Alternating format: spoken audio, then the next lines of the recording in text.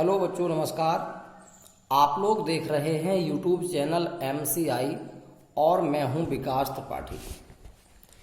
बच्चों, आज हम लोग कक्षा 10 में विषय गणित में चैप्टर नंबर 4 द्विघात समीकरण की एक्सरसाइज 4.3 की क्वेश्चन नंबर 2 को देखेंगे। बच्चों, लिखा है निम्न समीकरणों के मूल ज्ञात करो। आपको दो समीकरण दिए गए हैं। इन समीकरणों के आपको मूल माने समीकरणों के हल माने समीकरणों में उपस्थित चर राशि के मान ज्ञात करना है।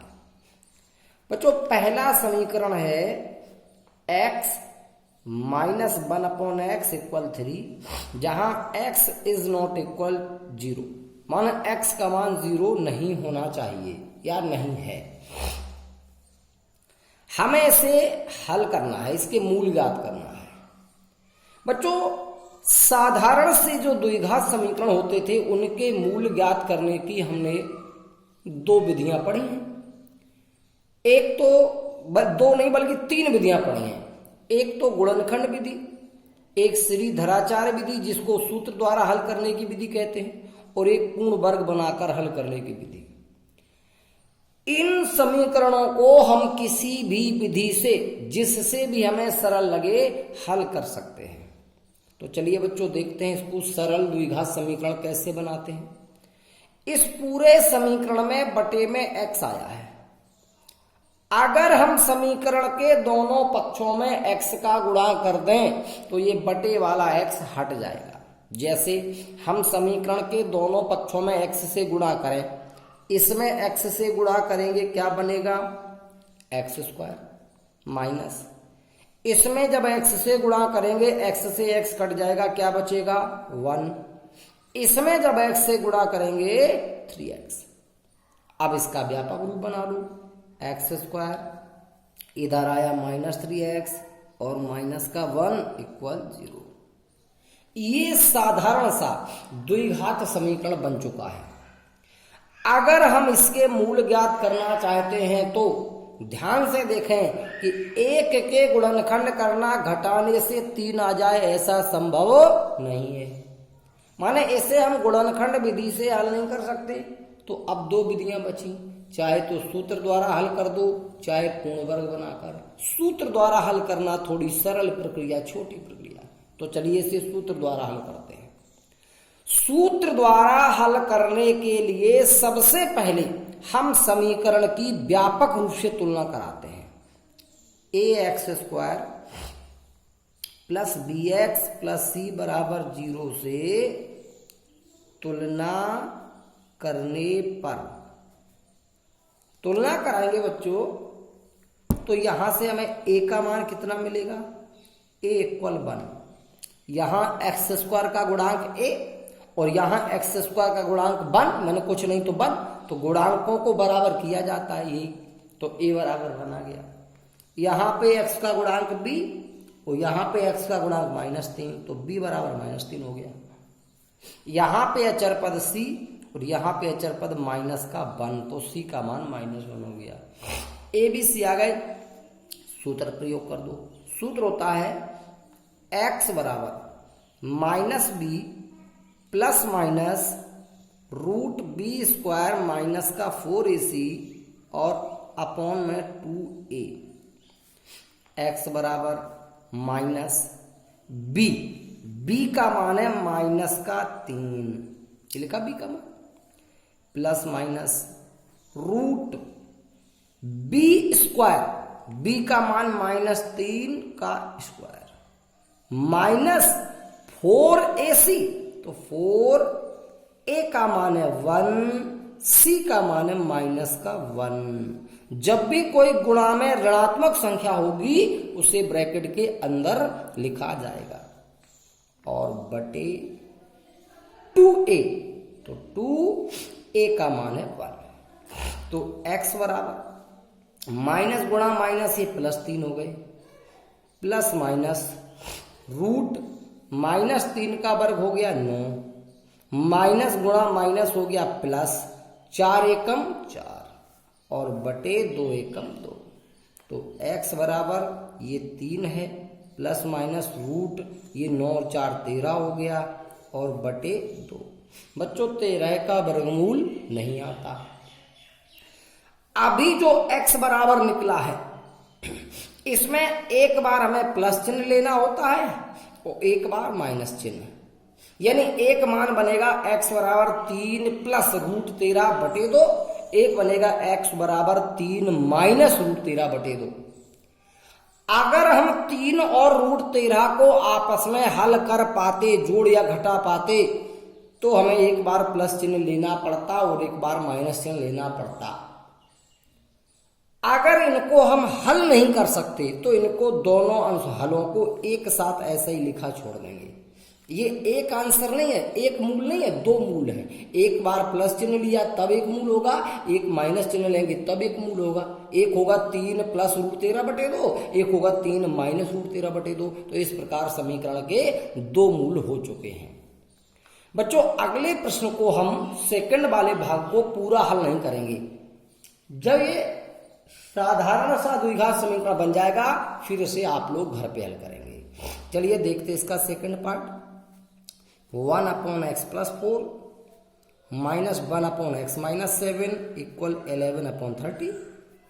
वही कंडीशन आगे लिखी, x इज नॉट इक्वल -4 7, माने x का मान ना तो -4 हो सकता है ना ही 7। चलिए बच्चों सबसे पहले से सरल समीकरण बनाओ। कैसे? ये भिन्नात्मक पद है, इसको लासा लेके हल कर दो। अगर एक आध भाग में पद होता जैसे इसमें था तो उसका गुणा करके कर लेते। अब जात सभी में है भिन्न है तो इसको आप लासा लेकर भिन्नों की तरह हल कर सकते हैं। तो चलिए LHS के इन पदों का लासा हम शॉर्टकट विधि से कैसे लेंगे। इसका गुणा इसके अंश में करो x - 7, -1 का गुणा इसमें कर दो तो -x - 4 और बटे इसका गुणा इसमें कर दो। तो पहले x का करो x² - 7x, अब 4 का करो प्लस का 4x - 4 × 7 = 28।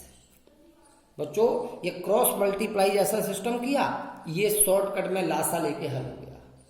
इस हर का इस अंश में गुणा, जो चिन्ह था वो, फिर इस अंश का इस हर में गुणा और बटे इस हर का इस हर में गुणा, बराबर 11/30।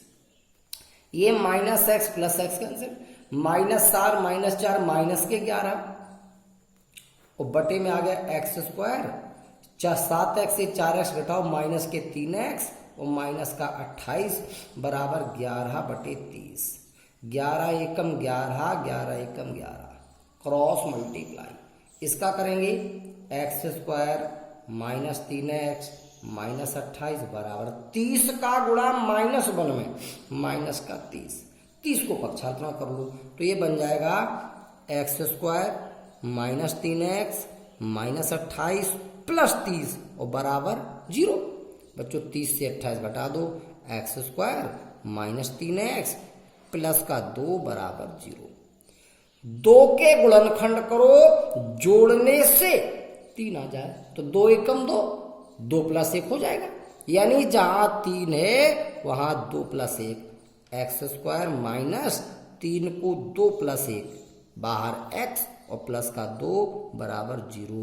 बच्चों आगे की हल करने की प्रक्रिया आप लोग जानते हैं, आगे इसको आप लोग हल करेंगे। अब बच्चों प्रश्न नंबर 4 लिखा है, इसमें 3 वर्ष पूर्व रहमान की आयु का व्युत्क्रम और अब से 5 वर्ष पश्चात आयु के व्युत्क्रम का योग 1/3 है, उसकी वर्तमान आयु ज्ञात कीजिए। कोई व्यक्ति रहमान है, 3 वर्ष पूर्व उसकी आयु का व्युत्क्रम और अब से 5 वर्ष पश्चात आयु के व्युत्क्रम का योग जो है वो 1/3 है। तो बच्चों सबसे पहले रहमान की वर्तमान आयु मान लीजिए। माना कि रहमान की वर्तमान आयु बराबर x वर्ष है। अब कह रहा था 3 वर्ष पूर्व रहमान की आयु का व्युत्क्रम। बच्चों 3 वर्ष पूर्व रहमान की आयु का व्युत्क्रम। जरा ध्यान देने की बात है बच्चों। अभी रहमान की आयु कितनी है? x वर्ष।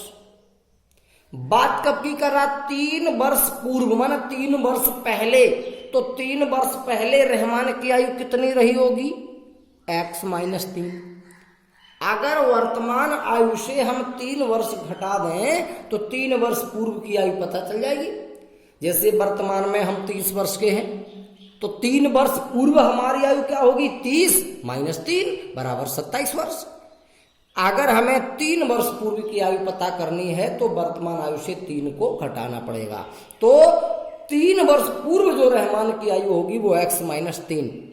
अब कह रहा 3 वर्ष पूर्व रहमान की आयु का व्युत्क्रम, माने इस आयु का व्युत्क्रम। तो इसका व्युत्क्रम माने 1/x - 3। ये हो गया 3 वर्ष पूर्व रहमान की आयु का व्युत्क्रम। फिर कह रहा था और अब से 5 वर्ष पश्चात आयु की व्युत्क्रम। अब 5 वर्ष पश्चात आयु का व्युत्क्रम निकालो। तो 5 वर्ष पश्चात रहमान की आयु का व्युत्क्रम। अभी रहमान की आयु है x वर्ष। 5 वर्ष पश्चात, 5 वर्ष के बाद, अगर 5 वर्ष बाद की आयु निकालनी है तो वर्तमान आयु में 5 जोड़ना पड़ेगा। जैसे अभी हम 30 वर्ष के हैं तो 5 वर्ष पश्चात कितने वर्ष के होंगे? 35 वर्ष के। 5 जोड़ने से प्राप्त हुआ। तो वर्तमान आयु में 5 जोड़ने से 5 वर्ष पश्चात की आयु प्राप्त हो जाती है। तो 5 वर्ष पश्चात तो रहमान की आयु हो गई x + 5। लेकिन इसका व्युत्क्रम, अगर व्युत्क्रम है तो फिर आपको 1/, कर देना है। 1/x + 5। ये हो गई 5 वर्ष पश्चात रहमान की आयु का व्युत्क्रम। अब कह रहा था 3 वर्ष पूर्व रहमान की आयु का व्युत्क्रम और अब से 5 वर्ष पश्चात आयु के व्युत्क्रम का योग 1/3 है। यानी ये जो 2 व्युत्क्रम आए हैं इनका योग 1/3 है। तो लिखेंगे प्रश्नानुसार पहला वाला व्युत्क्रम 1/x - 3 और दूसरा वाला व्युत्क्रम 1/x + 5। इन दोनों का योग कितना है? 1/3 है। अब कह रहा है तो उसकी वर्तमान आयु ज्ञात करो। अब हमें इस समीकरण को हल करके x का मान ज्ञात करना है। जो x का मान आएगा, चूंकि यहां द्विघात समीकरण बनेगा तो फिर इसमें x के 2 मान आएंगे। अब हमें इस बात को ध्यान देना पड़ेगा कि x का कौन सा मान मान्य होगा और कौन सा मान अमान्य होगा। इसके लिए हम बच्चों इस समीकरण को पूरा हल करते हैं। चलिए पहले इनको लासा लेते, जैसे पिछले समीकरण में लिया था। इसको गुणा 1 में कर दो x + 5, 1 का इसमें कर दो x - 3। इनको करो तो पहले x का करो दोनों में x² + 5x। अब -3 का करो तो -3x - 15 बराबर 1/3।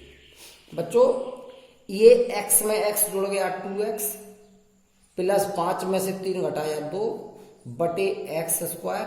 5x में से 3x घटाओ प्लस का 2x माइनस का 15 बराबर 1/3। क्रॉस मल्टीप्लाई, इसको करोगे x² प्लस 2x माइनस 15 बराबर 6x प्लस का 6। पक्षांतरण कर लो सबको। x² प्लस का 2x माइनस का 15 माइनस 6x माइनस 6 बराबर 0। ये x² जो कहते हो 6x माइनस का 2x प्लस का माइनस का 4x 15 6 माइनस का 21 बराबर 0।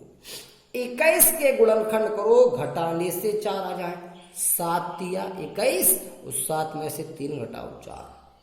जहां 4 है वहां 7 - 3 कर दो। तो एक्स स्क्वायर माइनस 7 माइनस 3 बाहर x माइनस का 21 बराबर 0। अब बच्चों माइनस का भी अंदर गुणा होगा ब्रैकेट हटने पर x का भी, तो एक्स स्क्वायर माइनस 7 का x में माइनस 7x माइनस गुणा माइनस प्लस 3 का x में 3x माइनस का 21 बराबर 0। इन दोनों में से x कॉमन है तो x माइनस 7 बचेगा, यहां प्लस का 3 कॉमन है x माइनस 7 बचेगा बराबर 0। इन दोनों में से x माइनस 7 कॉमन है तो बचेगा यहाँ पे x, यहाँ पे प्लस का 3 बराबर 0। एक बार x माइनस 7 0 के बराबर करना पड़ेगा, एक बार x प्लस 3 0 के बराबर। यहां से x बराबर 7 का पक्षांतर हुआ 7 आ गया, यहां से x बराबर माइनस का 3 आ गया। ये माइनस 3 अमान्य है। ये अमान्य क्यों है? क्योंकि यहां पर जो x है वो रहमान की वर्तमान आयु है और किसी की भी आयु कभी ऋणात्मक नहीं होती, माइनस में नहीं होती। तो x का मान मानने वाला कौन है? 7। तो लिख देंगे लास्ट में अतः रहमान की वर्तमान आयु बराबर x थी, वो x का मान आ गया 7, तो 7 वर्ष आ गया। ये हो गया आपका आंसर। बच्चों प्रश्न नंबर 5, एक क्लास टेस्ट में सैफाली के गणित और अंग्रेजी में प्राप्त किए गए अंकों का योग 30 है। यदि उसको गणित में 2 अंक अधिक तथा अंग्रेजी में 3 अंक कम मिले होते तो उनके अंकों का गुणनफल 210 होता। उसके द्वारा दोनों विषयों में प्राप्त किए गए अंक ज्ञात करो। यानी गणित सैफाली के क्लास टेस्ट हुए, इसमें गणित और अंग्रेजी के अंक हैं जिनका योग है 30। अब अगर गणित और अंग्रेजी के प्राप्तांकों का योग 30 है तो हम सबसे पहले लिखेंगे माना कि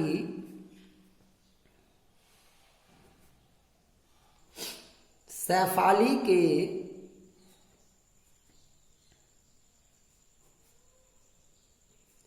गणित के प्राप्तांक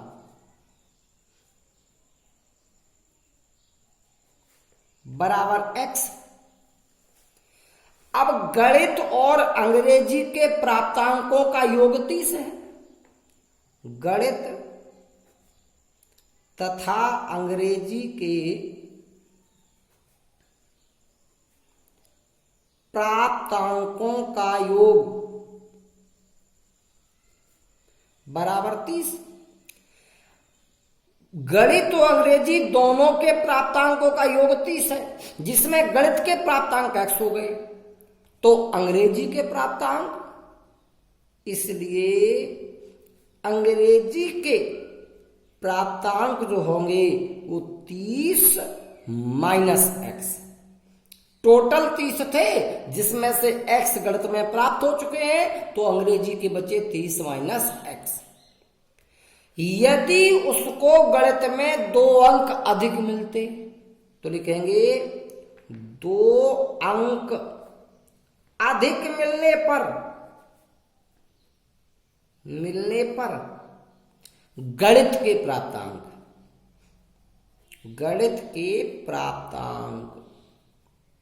अभी कितने मिले थे?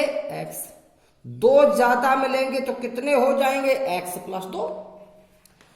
और अंग्रेजी में 3 अंक कम मिले होते तो 3 अंक कम मिलने पर अंग्रेजी के प्राप्तांक